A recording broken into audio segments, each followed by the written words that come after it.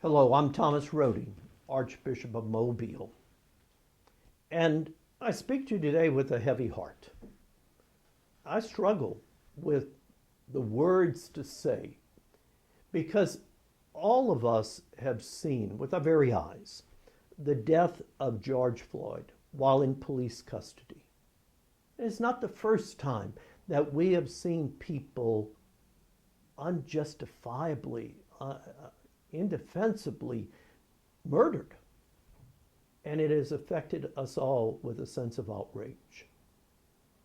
And since then, we have seen violence on our streets that distracts from those who are attempting to peacefully call for a more just, a better society. And in the violence, we've seen destruction, we've seen people lose their livelihood, their jobs. We've seen even more deaths. And so the question is, where do we go from here? What do we do with this?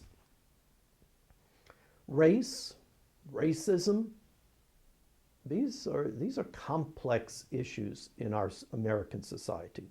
And the solutions are not going to be easy. They're not going to be quick, because this whole situation of racism has developed over 400 years. And as much as we would like a quick solution, an effective solution, something that's taken this long to build is not something that's going to be solved quickly.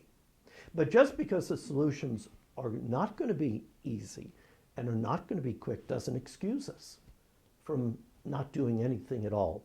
It's for us to strive to move race understanding and respect forward, to move the ball down the field. And we can all have a part in doing that, each one of us.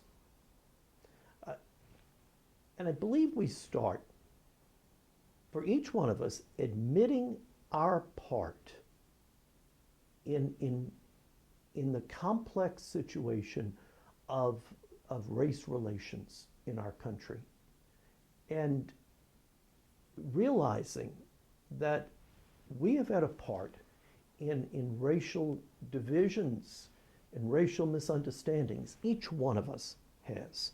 And it's for each one of us to work to address that. That's a starting point. You know, I know, for example, to use an analogy, I've dealt with couples who are having difficulty in their marriage. And when the couple comes together and they say it's all your fault, no, it's all your fault, there's not going to be much progress there. And also damaging is when one party says it's all your fault and the other party says, yes, honey, it is.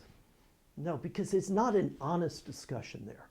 It's only when both parties can see that we've had a part in creating this, and so now let's listen to each other and let's address this, that true progress can be made.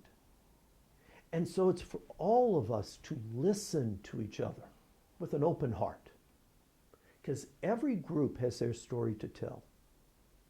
African Americans have their story to tell. Whites have their story to tell. Hispanics have their story to tell. Native Americans have their story to tell.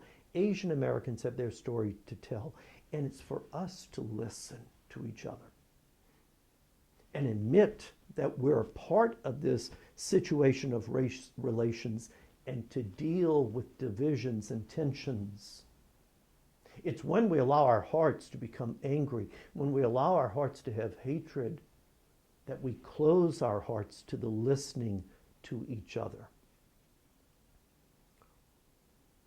Now, this is true for all Americans. All of us are called to do this, but especially we who are followers of Jesus Christ.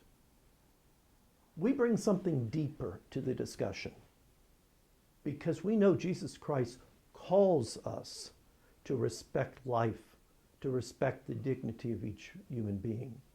And it's not enough that we say we can't have people brutally murdered on our streets, and especially in police custody. It's more, it's as Christians, we're saying, no, this is not just good for society that we build justice, but as Christians, as followers of Jesus Christ, we believe in the dignity of life and the dignity of every human being.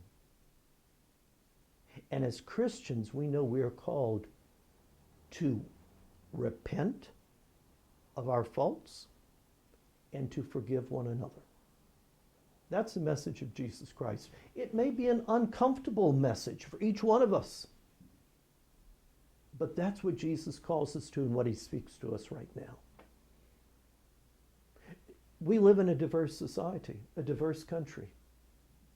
And diversity comes from the Spirit. Division comes from the evil one. And it's for us to embrace the diversity that we have. That can be a strength, not a weakness. Because we know the unity that we can create in the midst of diversity, that's God's end game. He wants to call all people to himself to become his body, the church, for all eternity. And as followers of Jesus Christ, we're called to embrace that diversity and to build that unity.